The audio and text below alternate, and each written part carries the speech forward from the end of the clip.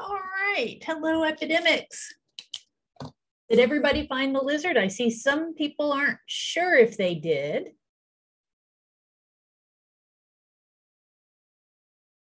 I found him. You got to look pretty carefully, though. Yeah, you do. So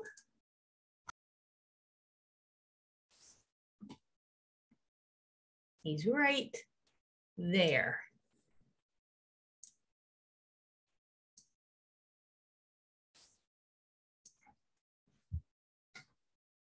This is a game, it's a Twitter game, and it comes out every Wednesday, done by a woman on Twitter. Her handle is Afro Herper. I think it's fun. I like doing this kind of thing, but then I'm a nerd, so.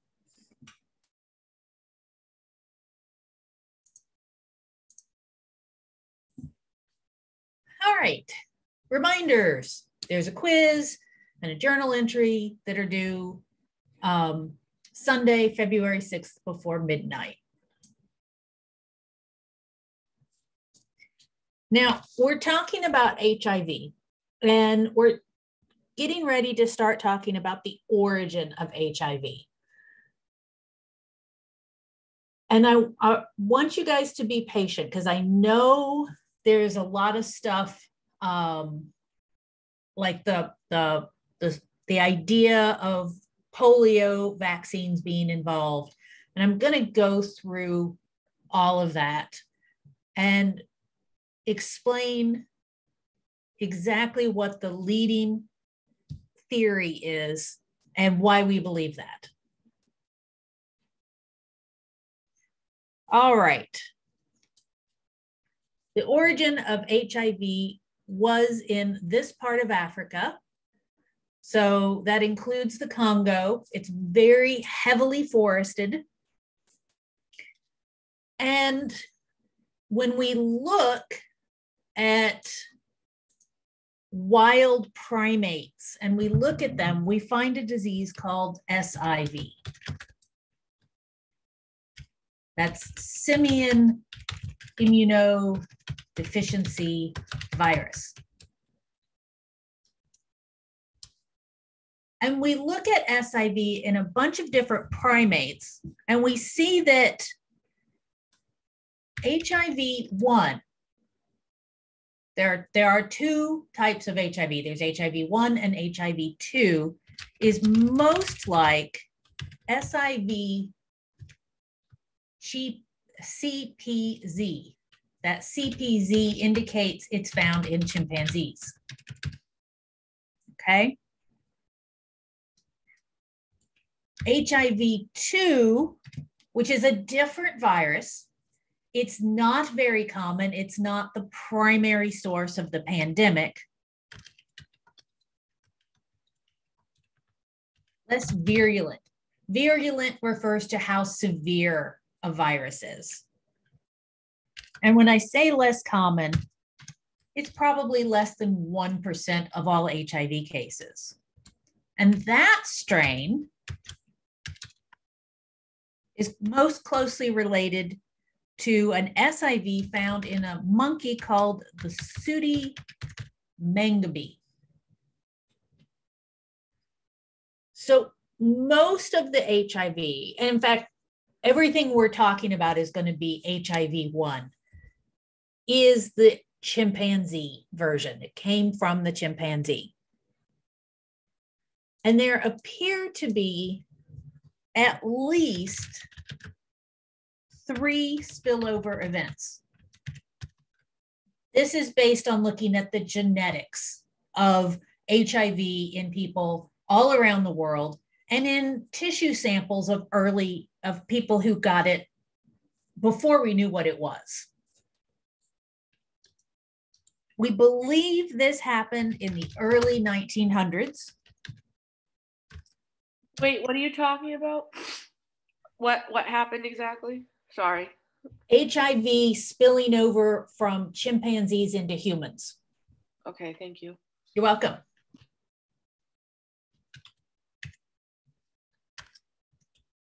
Our best guess is before 1940. We certainly have tissue samples from people who died in the 1950s who were infected with HIV.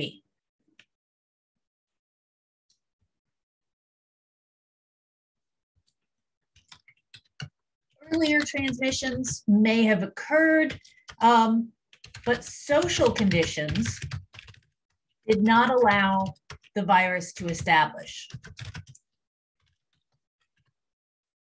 People were not moving around as much during the early part of the 1900s. People were not having sex with a lot of different people. Generally, in this part of Africa, people were still living in relatively small communities.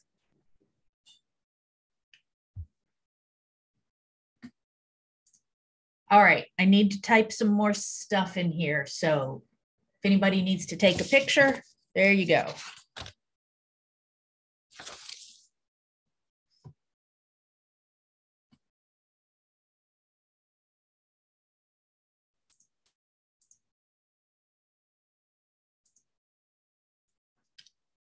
Okay.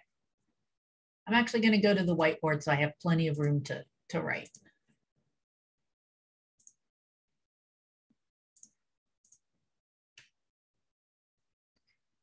So HIV-1, the primary HIV virus in humans,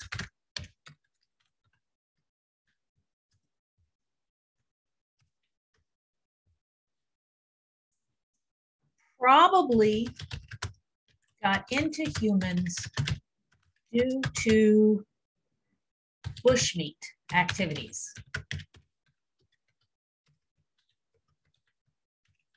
Now, when we talk about bushmeat activities, what we're really talking about is hunting for food.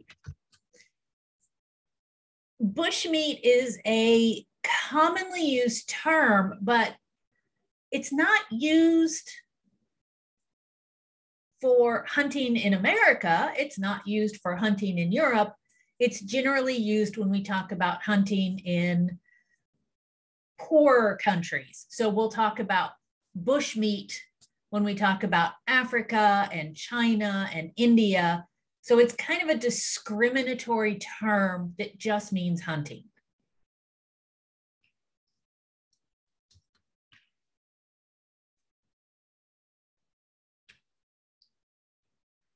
So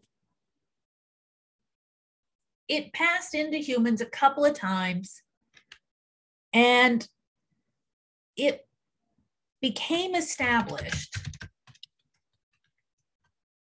when there were social and cultural changes.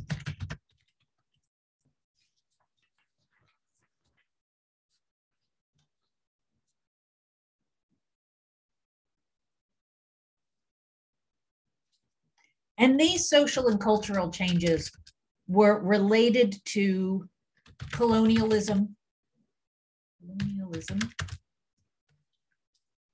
invasion and conquest, and imperialism. So during the early 1900s,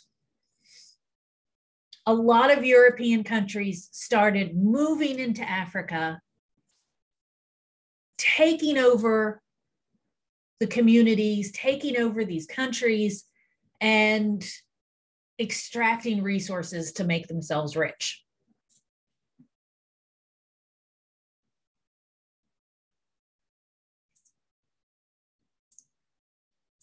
Now, I know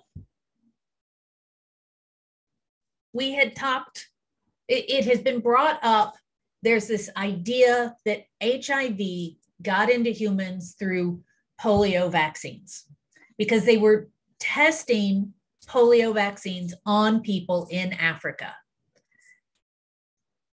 There's some problems with this.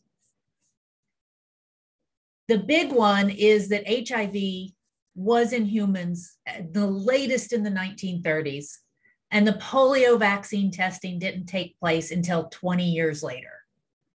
So that's the big one. We have tissue samples from people who were infected with HIV before the polio vaccines were being tested. The second big problem is that these polio vaccines were oral. The original ones, they would like put a drop on a sugar pill and you would swallow the sugar pill. You can't get HIV this way. You can only get HIV through exposure to blood or tissues that get into your bloodstream. And the third big problem, while polio was being grown in cells to make the vaccine, they weren't using chimpanzee cells.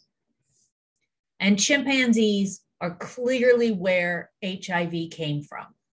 They were using green monkey kidney cells and baboon kidney cells.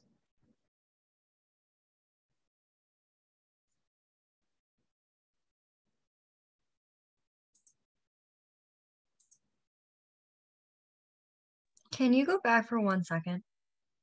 Yes. Sorry, I was just finishing taking notes. Oh, no problem.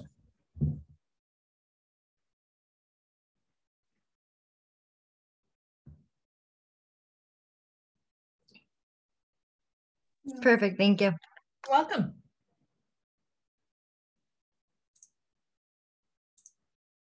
Okay. So let's talk about the European colonialism in Africa in the early 1900s to mid 1900s.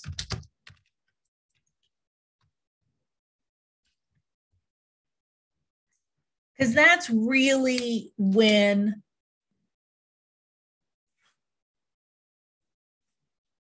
these social changes, these social changes came along that really helped HIV get established in humans. So when the Europeans came in, they had guns. There weren't guns in the native communities that already existed in Africa. They didn't have guns. The Europeans did. So they brought in guns and used those to help subjugate the people of Africa. These guns did sometimes get into the hands of the natives, the local people who already lived there, and the guns allowed the people to kill chimps. Chimpanzees are really powerful, difficult animals to hunt. If you're hunting with something like a spear or a knife that requires you to get close, there's a chance it's going to kick your ass. So guns allowed these people to kill chimpanzees and butcher them. And this is one of the most important ways that HIV moved into people. You're butchering a chimp, or maybe it's not quite dead when you grab it and it bites you, and that's an easy way for the virus to get into you. On less pleasant notes, the Europeans also forced separation of families. So they would take the men and move them to areas where they would force them into labor.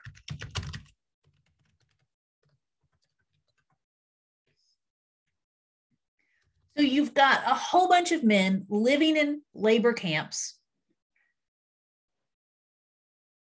Whenever you have a situation where there aren't a lot of women around, what happens?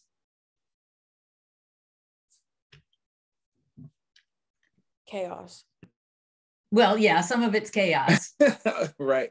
They're gonna possibly be intimate with the animals. Well, they're also going to be more likely to be intimate with each other. Oh, shit. Okay. And the women who are around will have sex with lots of different men.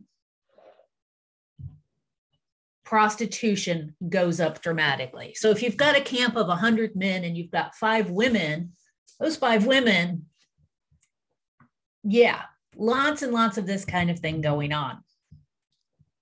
Were children involved in this? I'm sure they were. Okay. That's what I was thinking. Yep. And the men's families, the women, would be moved into domestic situations. So what do I mean by that? They'd be working as maids and cooks in wealthy white landowners' houses. Well, in those situations, there's a high rate of rape. That's so gross. Yes, it is. Yes, it is. This is some nasty stuff that went on. And this all contributed to the formation, I guess, of AIDS or HIV. Yeah, it contributed to it getting established Transition. and spreading.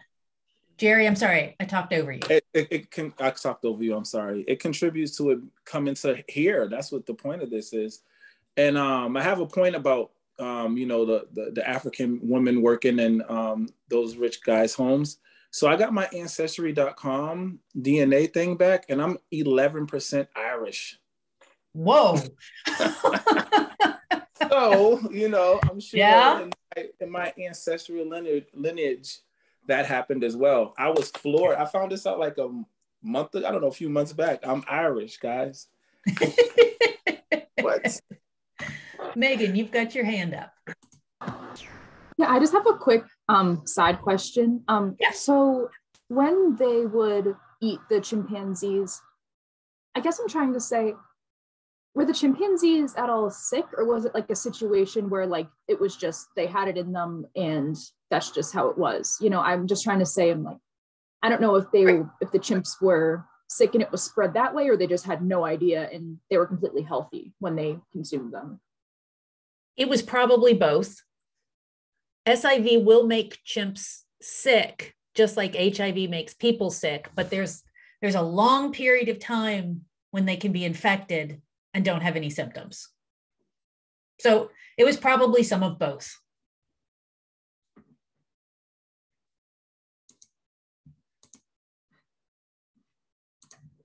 Okay.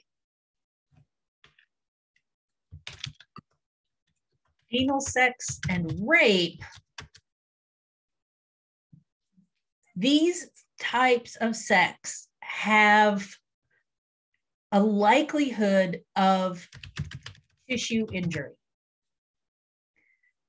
It doesn't take much injury to the tissues, just a small tear, but both of these make the spread of HIV more likely. So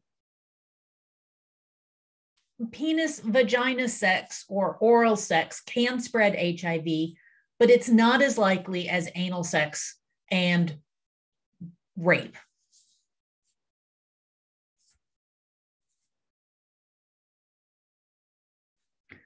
A lot of which was going on during this colonial time period.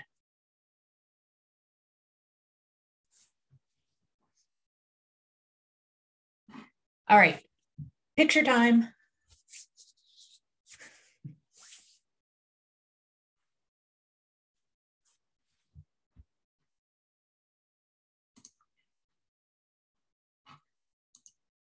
Okay.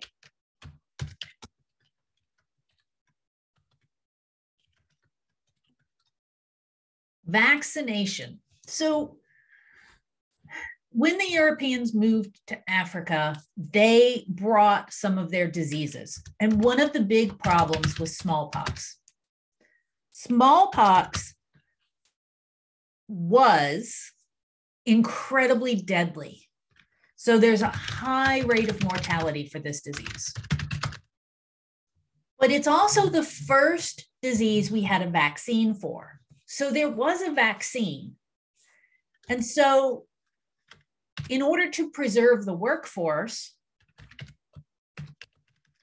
the Europeans started vaccinating the locals. Okay, good. They're protecting the locals against the disease they've brought in, smallpox, but they reused the needles, which means if somebody who already had HIV was given the smallpox vaccine and their blood got on the needle and the needle was used on the next guy, now the next guy has been exposed to HIV. So that's another way that the spread, the early spread happened.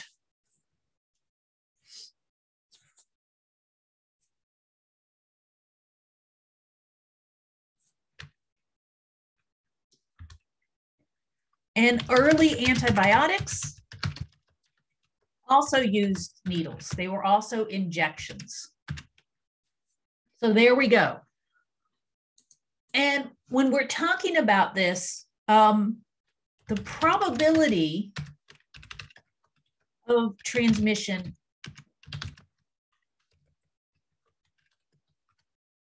to one person was pretty low, but it's a numbers game. The number of people who were potentially exposed was very high.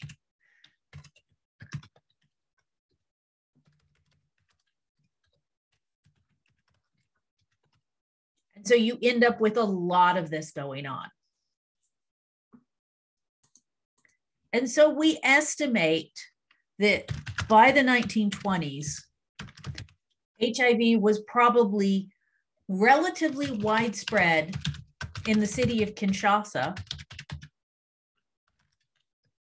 which was the capital of Congo, what we now call the Democratic Republic of Congo.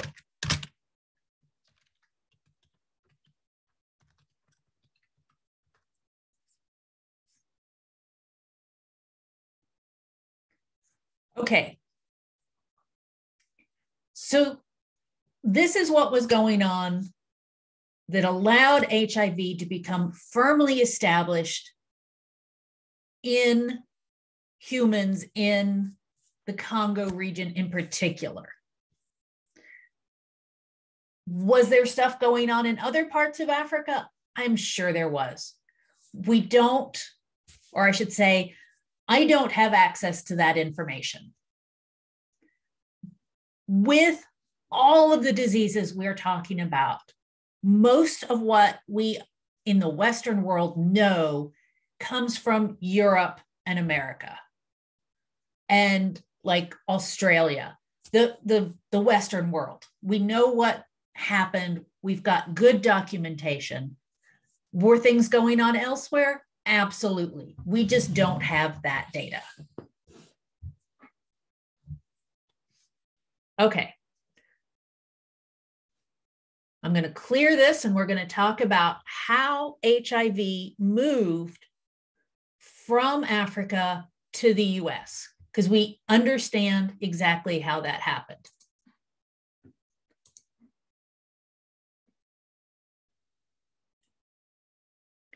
Okay. So this is back to looking at our map.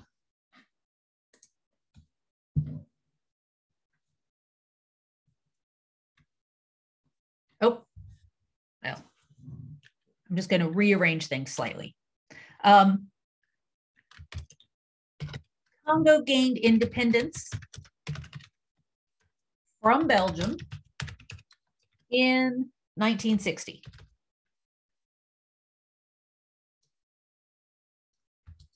Great, fabulous, got independence.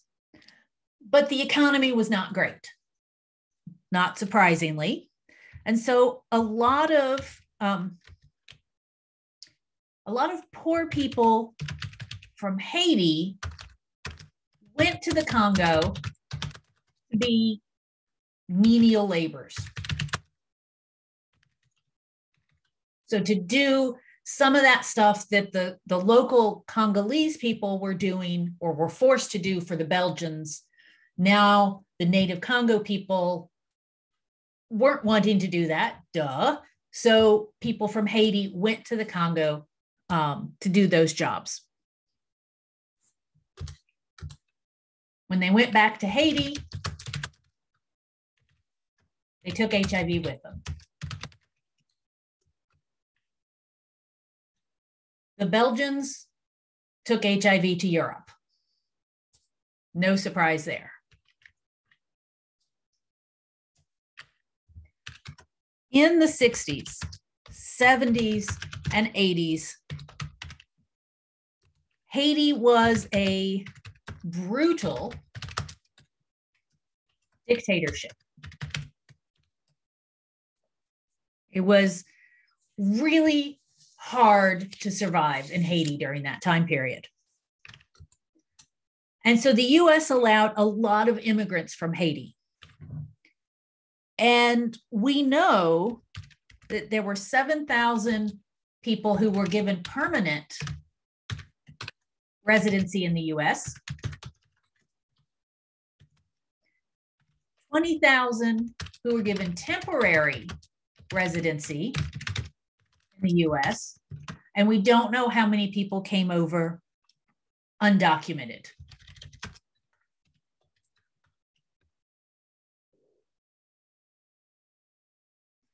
And they brought HIV with them.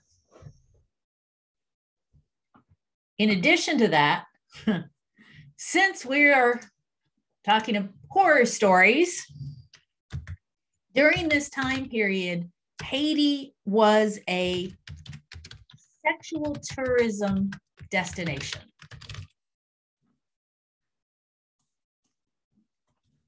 So wealthy.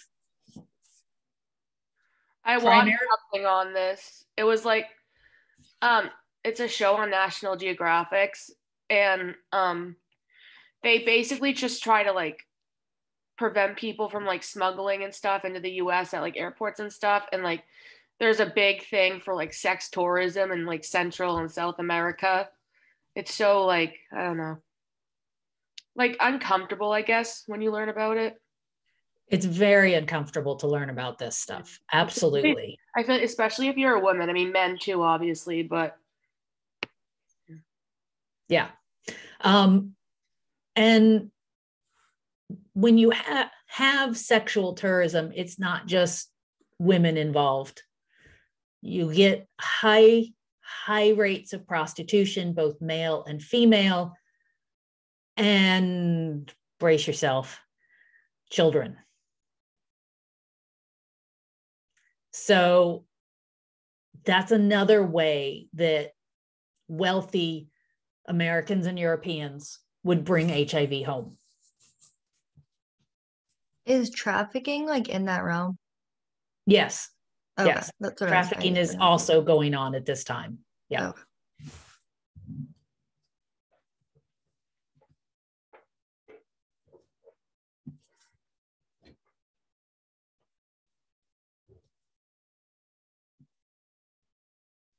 All right. And we know that HIV spread had started showing up in California and New York, but also Kansas City for some weird reason had some early HIV cases. All right, take a picture. We're going to move on. Can I ask something, Professor? Yes, you can. May I rather? So speaking of the HIV and, sex trafficking, so in India, there's this folklore that virgin women cure AIDS. So a lot of guys have unprotected sex with virgin girls, and that creates a whole market for them. And then they infect them with HIV. Yeah. Very unfortunately. Very, yeah, that's. So now think about it, prostitution spread AIDS, and now they're trying to cure it with prostitution. Yeah. I'd be willing to bet that some of those virgins are also not virgins.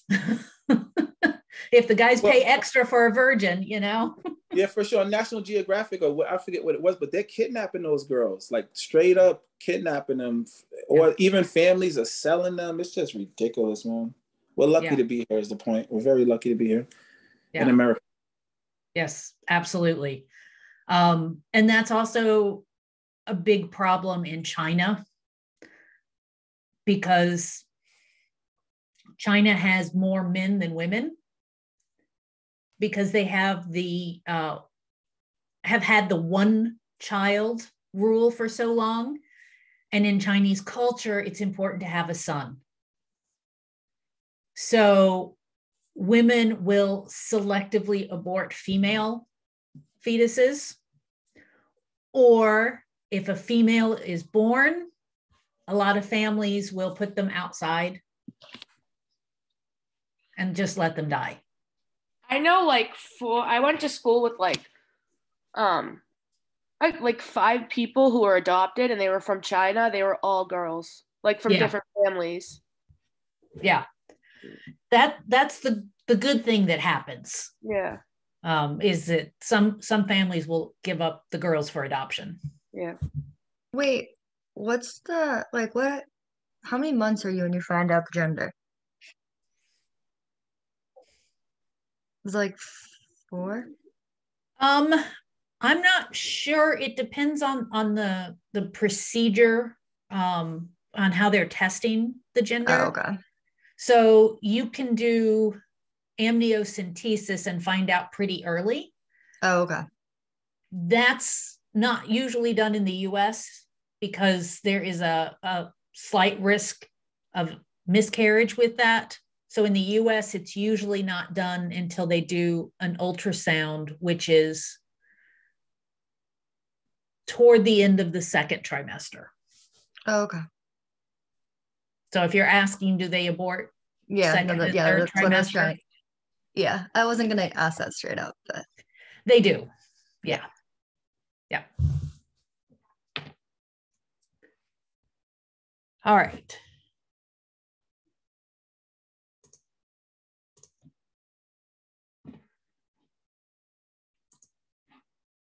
Okay, in the US,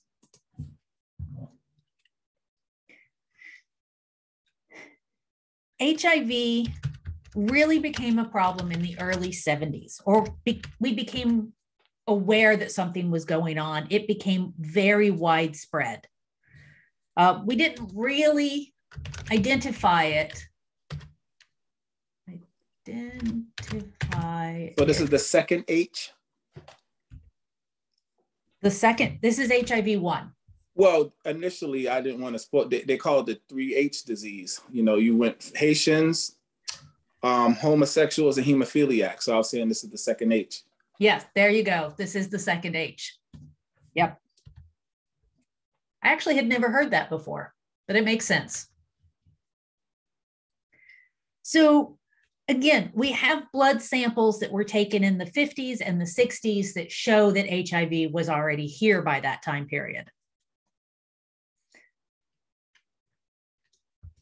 But what was going on in the US, there was what's called the sexual revolution that took place in the 1960s. The pill was developed during this time. So we finally had a more reliable birth control. Condoms work, but not as effectively as the pill. This is also when Roe v. Wade legalized abortion.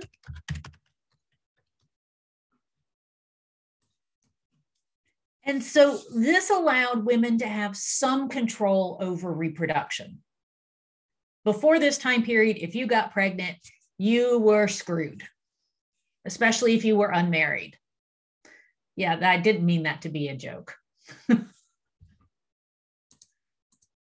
And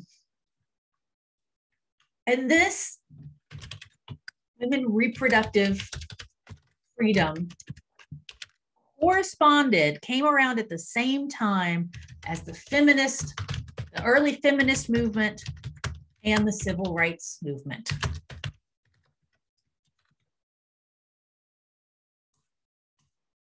So we're seeing a lot of cultural changes in the US. And as a result of these cultural changes, sexuality became more accepted in arts, movies, and TV.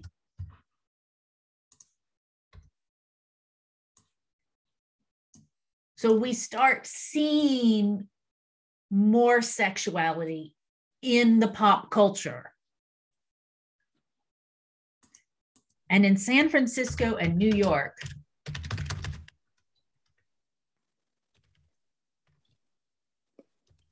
gay culture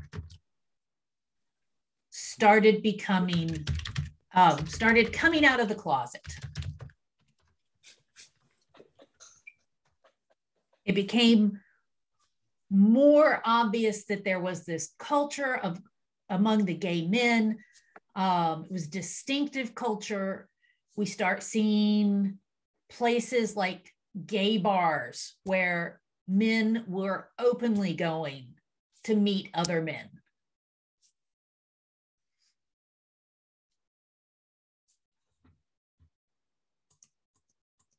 Now, this was good in New York City and in San Francisco, but in lots of the country, being gay could get you murdered.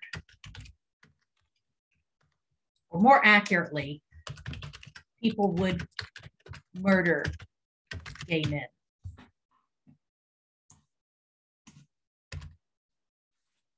We'll use the active voice.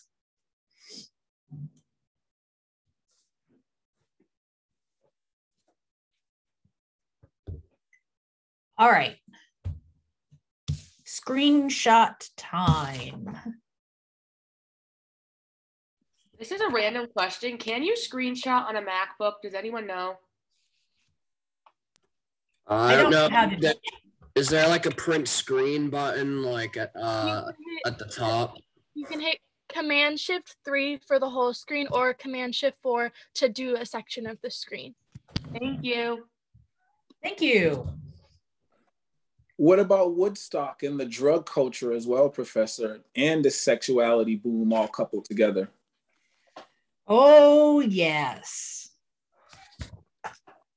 When Woodstock was out, and I know about it. So I know people, when this freedom came, they would hear about what they did at Woodstock and probably had little mini ones or maybe in their backyard. I'm not sure. What's Woodstock? I'm young. Oh, I feel old. That's amazing. I learned about Woodstock in school. We worked like a whole week on it. I learned about nothing in my high school. Just a question: are the people in this? Is this the Village People? That band? Yeah, this is the Village People. Yeah. Okay, I thought so. Yeah. How do you describe Woodstock, Professor? What's Woodstock? Jimi Hendrix. Woodstock. I'll give you the dry definition. It was a multi-day music festival. In the dirt. On a farm in upstate New York. Oh, I know what this is. Never mind. Yeah. Okay. Yeah. But there was a lot of free love and drugs going on at Woodstock. So transmission had to be high there. There was tens of thousands of people. And then they went all home to wherever the hell they lived. And there you go. Yep. Was it the late 60s? When was it? Either the late 60s or the early 70s. 70s. 70s. Thanks, Jerry. No, I think the first one was 69, if I remember correctly. No, yeah, you are. I'm looking at it right now. Oh shoot, you're right. Okay, 69. But it brought in the 70s. It brought in the 70s. Yes, brought in the 70s. There you go. And yes, this is a music group called the Village People. Great music.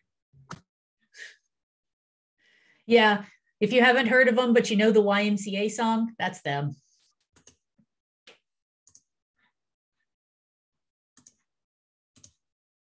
Okay, so I'm going to have some long words here. HIV was certainly spreading during the 60s and 70s, and people were dying from it. But we had not yet really recognized what was going on. There was some talk of gay flu, which was killing gay men. But it was just kind of rumors at this point. But in 1981, we start seeing clusters. I think I mentioned this term before. Groups of people with uncommon diseases occurring about the same time in the same place.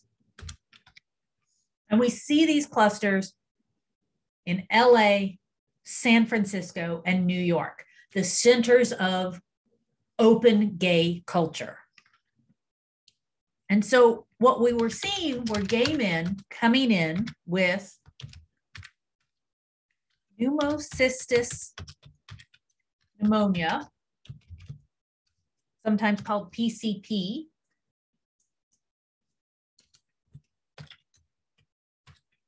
Kaposi's sarcoma, which is a skin cancer, and thrush. And I talked about thrush is a fungus disease of the mouth and throat. So we're seeing gay men going to the doctor with these 3 different conditions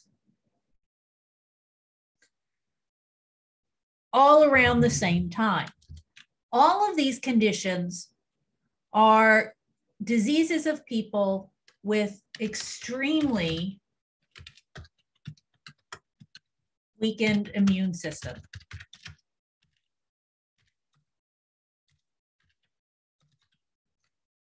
This is called opportunistic infections.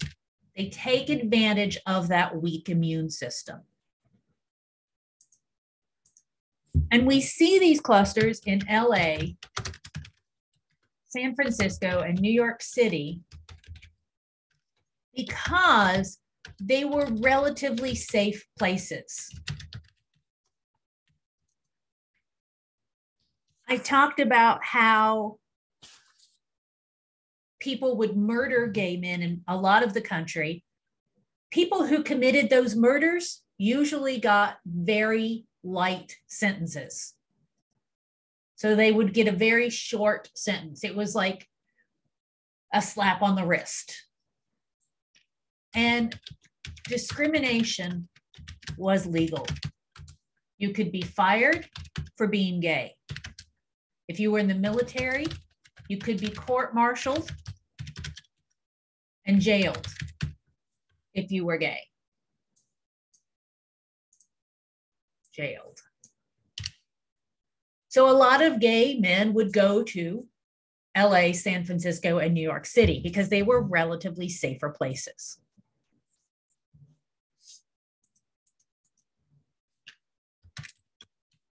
On June 5th, 1981, these clusters of opportunistic infection were reported in the MMR, which is the morbidity and mortality weekly report. You guys have probably never heard of this. It's still released. It's released by the CDC. And the idea is reporting on, they get reports of rare or new or very deadly diseases. So if somebody shows up in Nebraska with Ebola, it's going to be in the MMR. And so a woman at the CDC got these reports from doctors about these clusters and wrote it up in the MMR in June of 1981. By August of 81, the CDC had 180 cases reported. So it was first reported in June, and by August, there were 108 cases. Of course, it had been simmering for a long time by then. All right, screenshot time.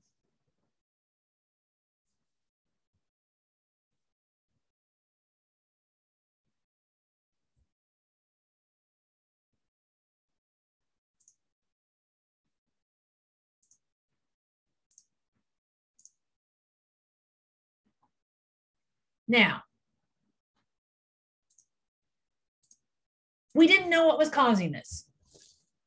We knew something was suppressing the immune system in gay men, and that's all we knew.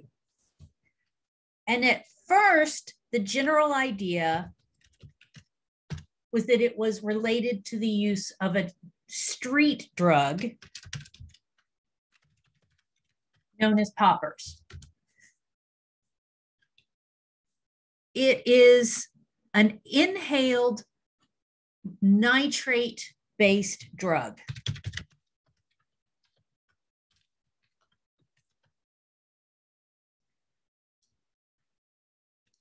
It is a muscle relaxant.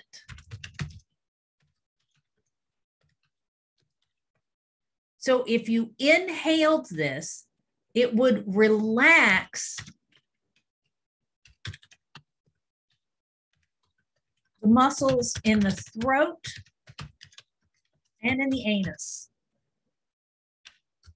And it was used to improve oral and anal sex. So like an aphrodisiac, pretty much? Not so much an aphrodisiac, because it wasn't to stimulate a sex drive, but it was to make the sex more enjoyable.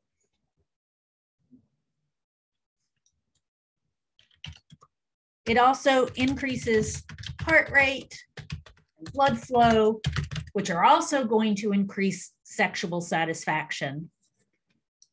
And it would make you feel high. I don't know exactly what the symptoms are of the high of poppers, but it made you feel good. So it was very popular in gay culture, but it was also popular in discos and raves. And yes, there were raves in the 70s. That's not a new thing.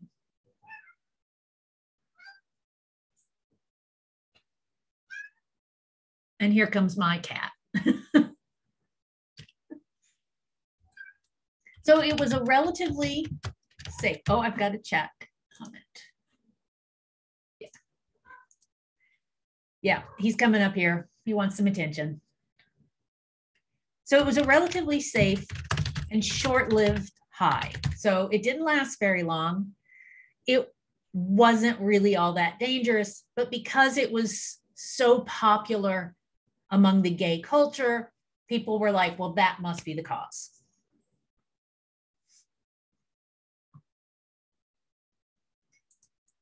And of course, when we first start realizing that it's infectious, because it became obvious pretty quickly that it was infectious. So the original name was GRID, gay-related immune deficiency. Did I get that spelled right? No, because it's I before E except after C. No, that doesn't look right either. Okay. I have decided that I can't spell deficiency today, so it's something like that.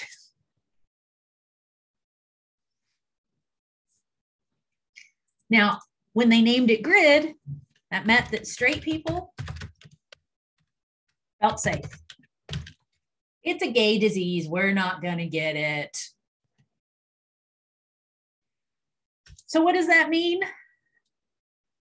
That means low funding, because it only affects the gays. And the gays are not us, not the people holding the purse strings, not the people deciding who gets the funding. So we don't have to spend a lot of money for it.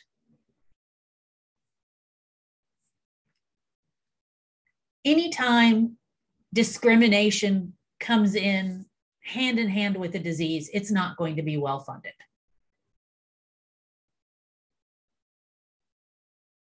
All right. Screenshot.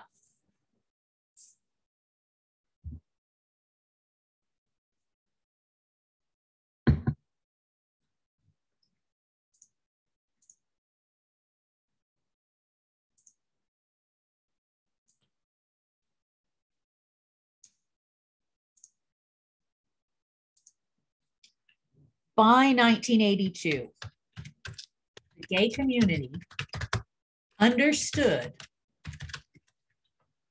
that what we now call AIDS was a sexually transmitted, an STI, a sexually transmitted infection. So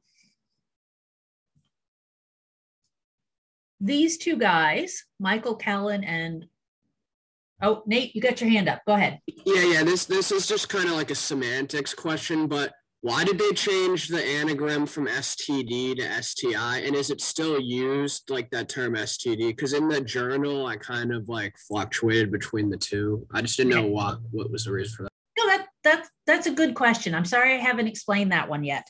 STD, or sexually transmitted disease, was the original terminology. It was changed to STI to indicate that the disease caused symptoms. Because you can have a disease, you can have a virus or a bacteria and not have any symptoms. And frankly, do we care about those? Not unless they're causing problems.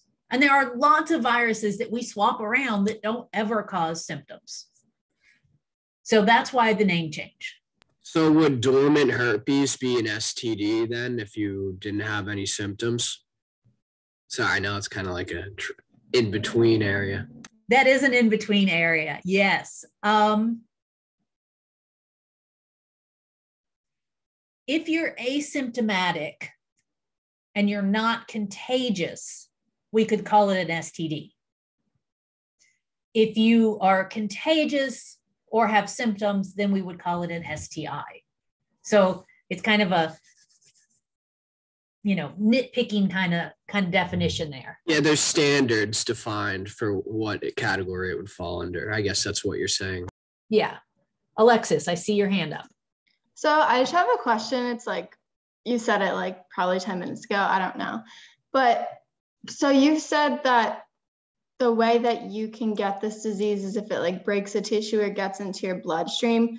Yes. So is it more so often that when a like male and female have sex, they won't necessarily spread it? The risk is definitely lower with male-female sex. Yeah. It is also lower for the partner who is penetrating the other person.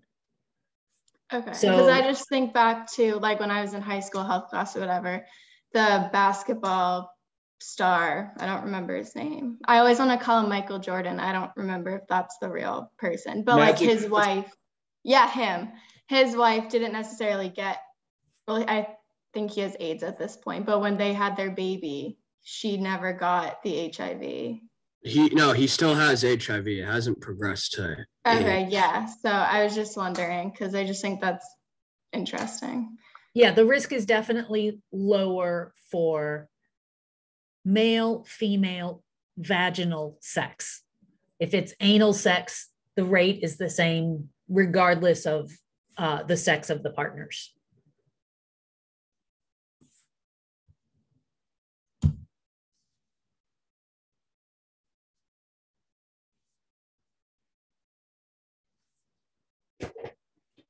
Okay, that was a good question.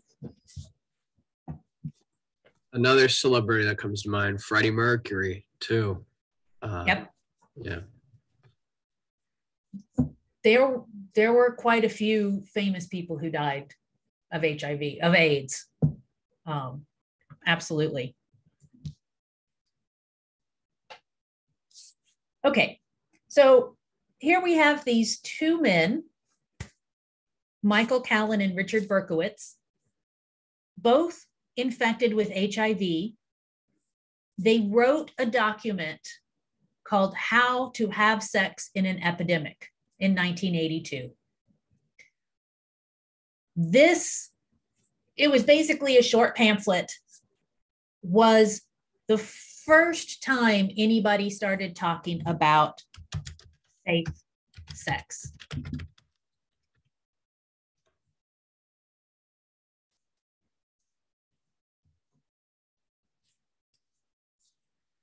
They also started the Gay Men's Health Crisis Organization, because the only people who were paying much attention to this were the gay men. The straight people were all like, we don't get it. We don't have to think about it. So the idea behind this organization was to talk about safe sex, but also this was the first crisis counseling hotline. And it was literally an answering machine. I know we don't have answering machines anymore, but people would call, leave a message, and somebody would call them back and just talk to them about it, because they didn't have anywhere else to turn. At this time period, lots of gay men were rejected by family and friends. So the only people they could reach to for support were other gay men.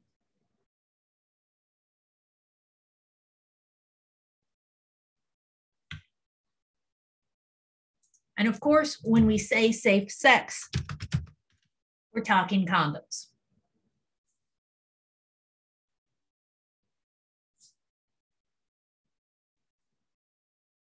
Condoms significantly reduce the risk of spreading HIV. It's not 100%, but it is significant.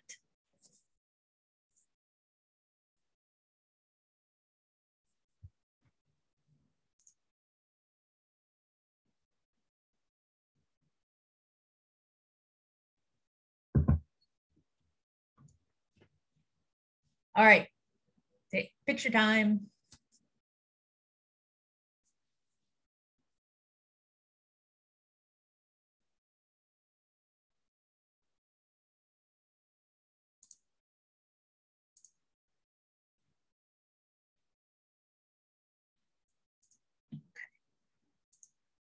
So, in the 70s and 80s, discrimination was a huge problem for gay men. Before 1973, being gay was considered mental illness. And your family could have you institutionalized against your will. In 1973, it was replaced with sexual orientation disturbance.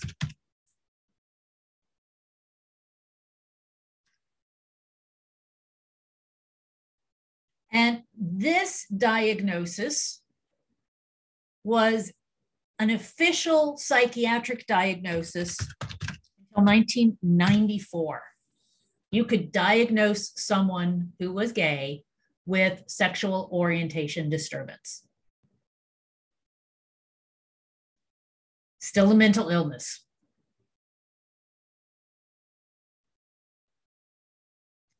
Now, so if you're not familiar with psychiatry, there is an official book of diagnoses. And that is what, I mean, it's largely used for insurance companies to approve or disapprove of certain kinds of treatments for certain kinds of conditions. Now, the only time someone can be diagnosed with sexual orientation disturbance is if they are disturbed by their sexual orientation, if they're unhappy with it. So now, if you're gay and you're happy about it, we consider you mentally sound.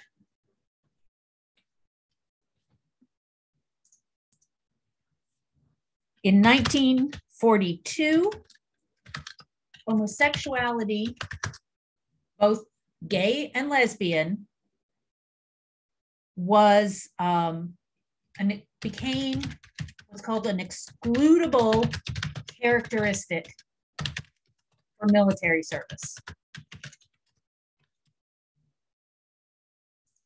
So if you were gay, starting in 1942, you could not serve in the military.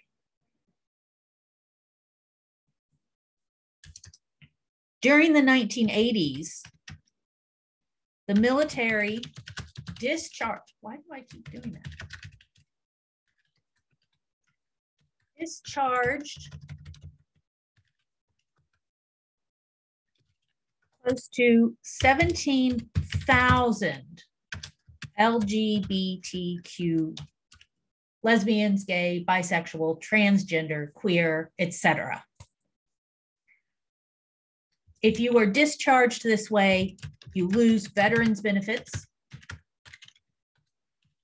you lose any retirement you've saved up, and you lose any medals that you've been awarded. So you're basically stripped of everything that you would normally get from the military service.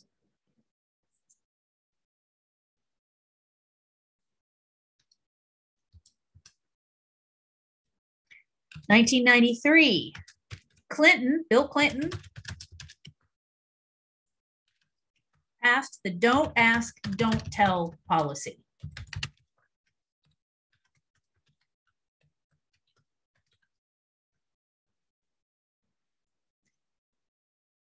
Now, if you were a man caught having sex with another man, or a woman caught having sex with another woman, you would still be discharged.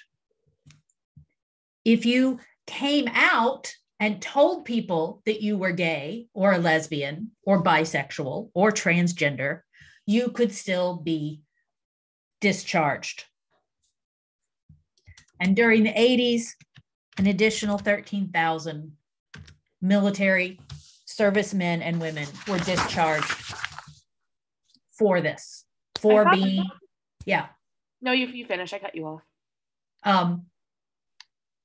I don't remember what I was going to say. Go ahead. I'm sorry. No worries. I was just like, that was shocking. I thought the Clintons were like advocates for gay rights. Yeah. At least I thought Hillary was. Yeah, they certainly were, but this was,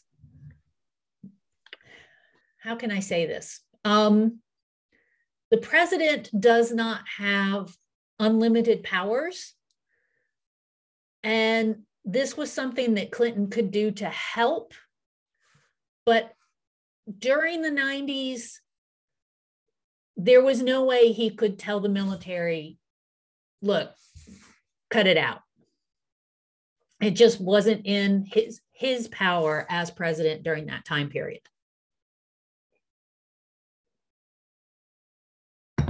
Thank you. You're welcome. All right, so another 13,000 were discharged during the 90s. It took till 2013, Obama repealed Don't Ask, Don't Tell, and the ban on homosexuals in the military was lifted.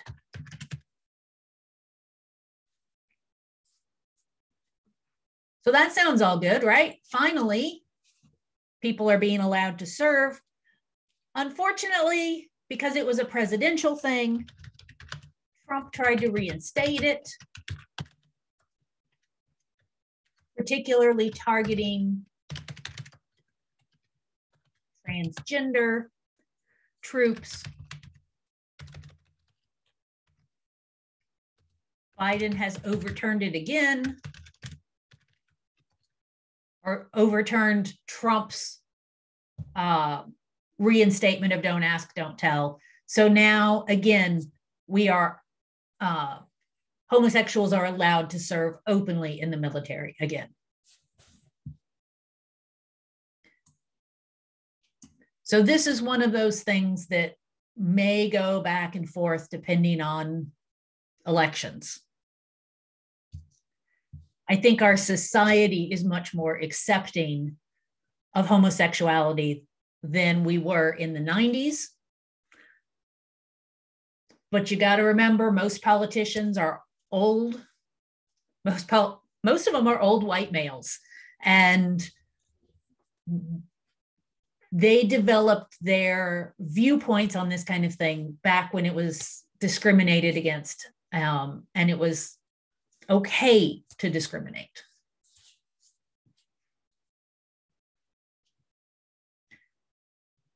Now, do you guys know what transgender means, or do I need to define that?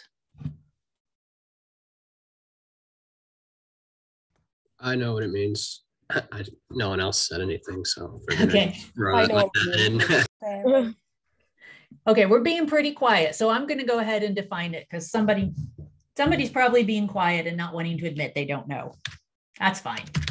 Transgender.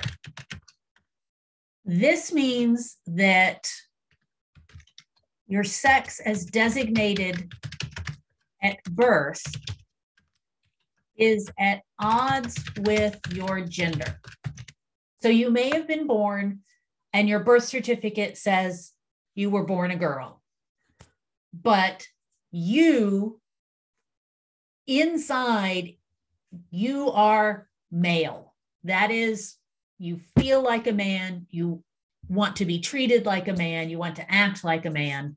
So that's what we say when we say transgender. Your gender and the sex designation at birth don't match.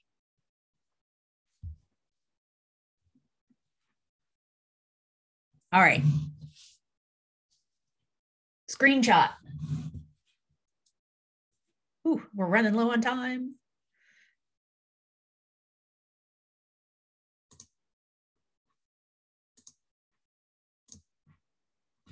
Okay.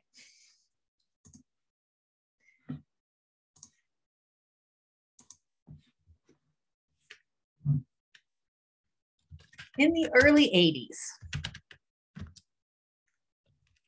politicians actively lobbied against funding for AIDS research.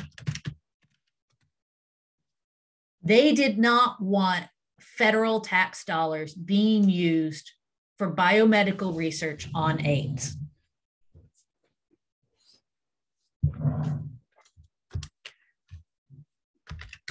Homosexuality was considered, oh, wait, sorry, I jumped ahead.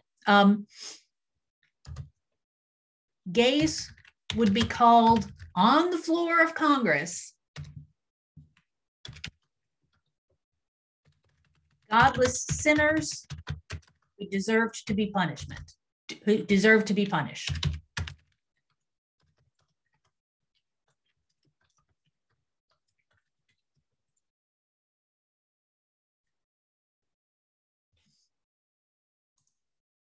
So I want to give you a comparison. In 1976, there was an outbreak of a disease called Legionnaire's disease. It infected 182 people, killed 29. This was affecting older male military veterans. It was in a hotel. So there was a hotel where these military veterans were meeting.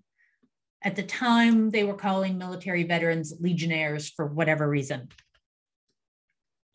It happened one time. There was one outbreak of this.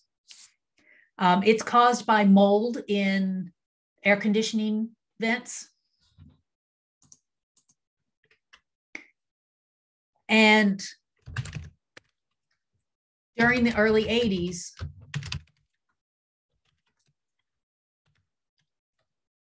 Legionnaires was getting 10 times the funding that AIDS was getting, despite the fact that AIDS was an active disease, an active problem that was killing thousands of gay men. And Legionnaire's disease, it happened in 76, and there have been a few scattered outbreaks since then, but it's not an ongoing problem.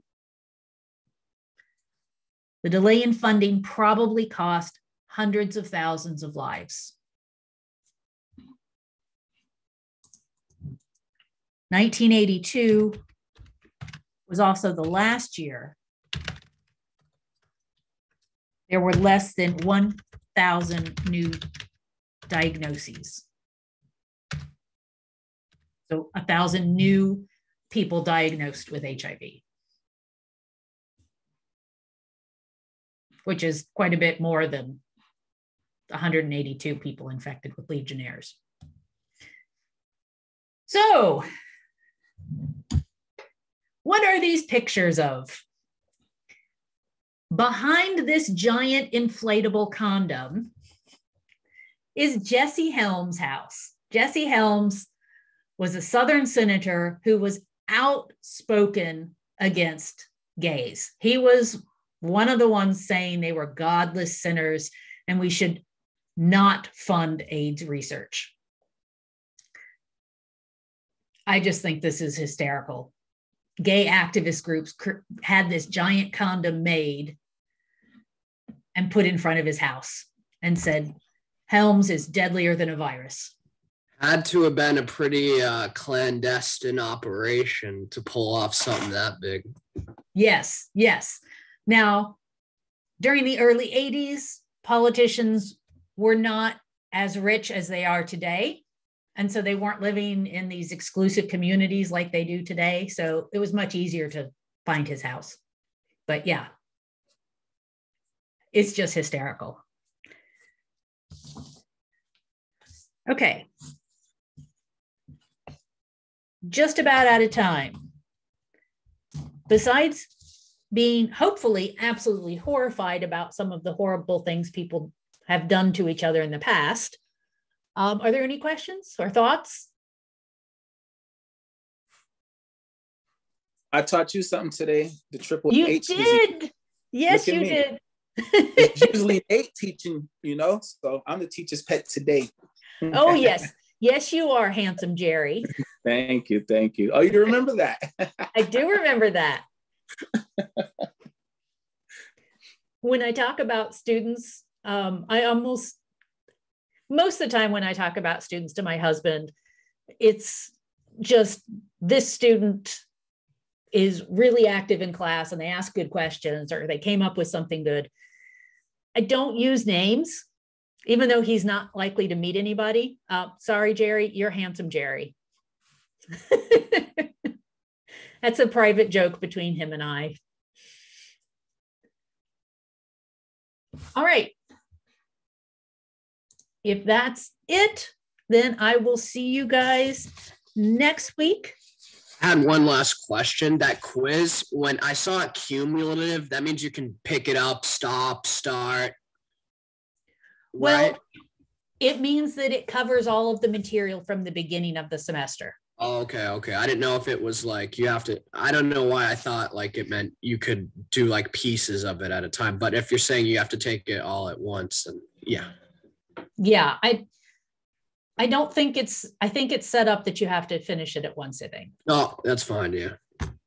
I already finished it. I was just asking for the other people. So. Thank you.